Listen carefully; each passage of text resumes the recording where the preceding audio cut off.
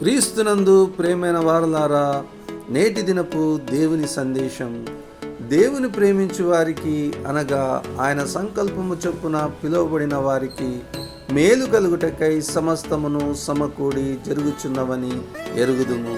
రోమీలకు రాసిన పత్రిక 8వ అధ్యాయము 28వ వచనము. సర్వకృపానిధియగు దేవుడు కొంతకాలము సహించిన మీదట మనలను బలపరిచి స్థిరపరచువాడై ఉన్నాడు. దేవుడు అట్టి కృపను మనకందరికీ సమృద్ధిగా దయచేయునుగాక.